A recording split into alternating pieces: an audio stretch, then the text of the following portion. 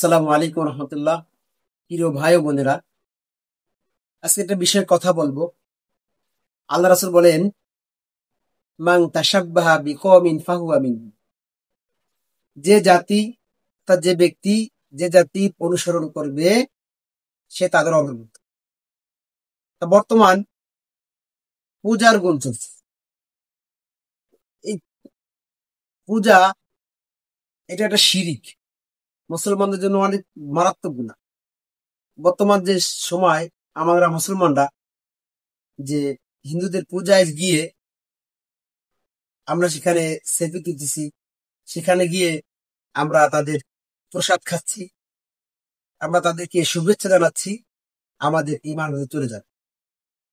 আমরা অনেকে নামাজ ভাঙার কারণ জানি, অজু ভাঙার কারণ জানি, কিন্তু ইমান ভাঙার কারণ জানি না।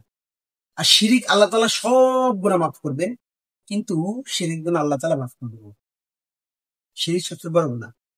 ইন্নাল্লাহা লা ইয়াগফিরু আন ইউশরাকা বিহি ওয়া ইয়াগফিরু মা দুনা যালিক। মনে রাখবেন, আল্লাহ তাআলা কিন্তু কখনো শিরকি গুনাহ মাফ করেন না।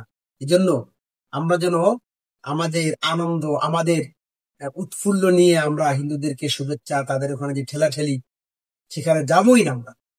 আমার ইমান আমার ইমান যদি নষ্ট হয়ে যায়, আমি সারা জীবন সেজদা দিলেও কোনো কাজ হবে না। যত আল্লাহ মাফ করবো কাজ হবে না। ইমান চলে গেলে আপনার আবার নতুন করে মুসলমান হতে হবে। সাবধান। বা ভালো থাকবেন। আমাদের সন্তানদেরকে যেন এই পূজার গুণে তারা যেন পূজায় না যায়, সেদিকে আমরা খেয়াল রাখবো, এবং আমরা যেন তাদের কোনটায় আমরা তাদেরকে বাহবা না দিই। তাদের ধর্ম তারা পালন করবে। ভালো থাকবেন। আসসালামু আলাইকুম।